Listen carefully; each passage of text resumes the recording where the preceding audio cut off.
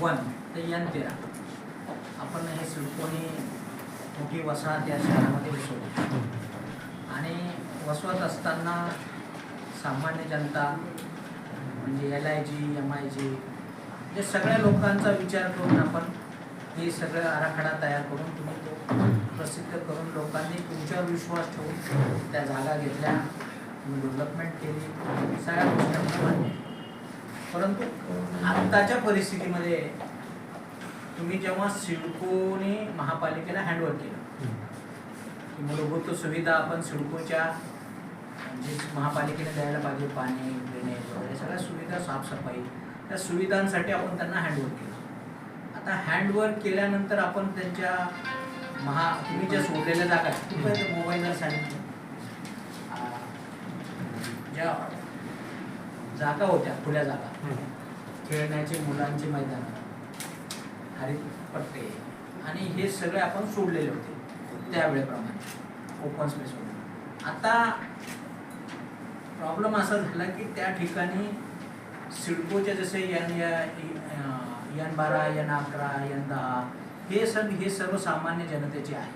जिथं कामगार वस्ती वसलेली आहे तिथे ऑलरेडी त्या जागा आता सध्या स्थितीला विकसित करण्याचं काम चालू आहे. आमचा प्रश्न असा आहे की सिडकोने जेव्हा ओपन स्पेस सोडले, आराखडा प्रसिद्ध केला, त्या प्रसिद्ध केलेल्या आराखड्यामध्ये काही बदल करायचा असेल तर तो अधिकार आपण महापालिकेला दिलेला आहे का?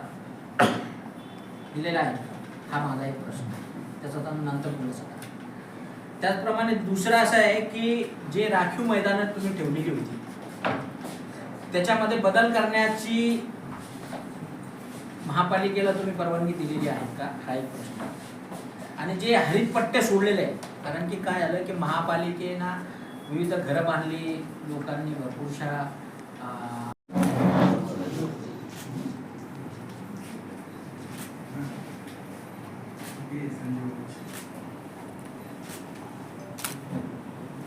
साहेब, आज तुम्ही मुख्य प्रशासक सिडकोचे मुख्य प्रशासक यांची भेट घेतली आणि निवेदन दिलं, काय मागणी आहे तुमची? नाही, आमची मागणी आहे की सिडकोने ज्या ओपन स्पेस, ज्या हरित पट्टे, ज्यावेळेस सिडको स्थापन झालं, ज्यावेळेस त्यांनी आराखडा तयार केला तर सर्वसामान्य जनता LIG MIG या सगळ्यांसाठी घरं बनवली होती. परंतु त्यांच्याच खेळण्यासाठी, त्यांच्या आरोग्यासाठी हरित पट्टे असे अनेक गोष्टी सिडकोने सोडलेल्या होत्या आणि त्या बघूनच जनतेने सगळे आपल्या प्रॉपर्टी त्या ठिकाणी सिडकोच्या परचेस केलेल्या होत्या. आणि या घडीला त्या ठिकाणी मनपा आपलं व्यावसायीकरण करते, काही बिल्डरांच्या, काही व्यावसायिकांच्या गळ्यात त्यांना दिल्या जात आहे, गिफ्ट दिल्या जात आहे आणि त्या ठिकाणी लोकांवर अन्याय करण्याचं काम त्या ठिकाणी होतं आहे. कारण की खेळण्यासाठी, सार्वजनिक उत्सवासाठी त्या ठिकाणी कोणत्याही प्रकारचे ग्राउंड राहणार नाही, म्हणून हे व्यावसायीकरण चालू आहे. आणि ही जागा जी आहे मूळ सिडकोची आहे. सिडकोला तेच आम्ही विचारायला आलो होतो की बा तुम्ही या संदर्भात काही त्यांना NOC दिल्यात का, त्याचं व्यवसाय करण्याची परवानगी दिली का, या सर्व गोष्टीचा आम्ही या ठिकाणी जाब विचारला. त्यांनी जाबामध्ये सांगितलं की आम्ही कोणत्याही प्रकारच्या NOC दिलेल्या नाही आहे. महापालिकेने कायद्याचं कोणतंही पालन न करता त्या ठिकाणी या व्यावसायिकांना या गिफ्ट देण्याचं काम केलेलं आहे. म्हणून त्याच्या विरुद्धही आता येणाऱ्या काळामध्ये यांचे उत्तर आल्यानंतर आम्ही ताबडतोब त्या ठिकाणी महापालिकेवरही हल्लाबोल करणार आहोत.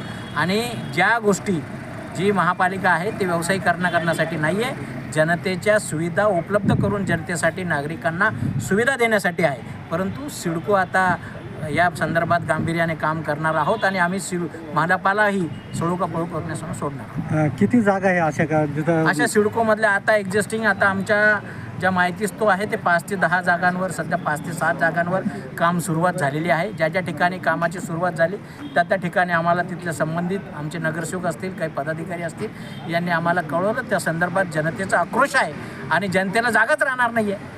आणि त्यामुळे मुलांनी खेळायला जायचं कुठं? आणि जो हरित पट्टा आहे त्या ठिकाणी ग्रीन झोन झाला नाही तर ते श्वास कुठं घ्यायचा?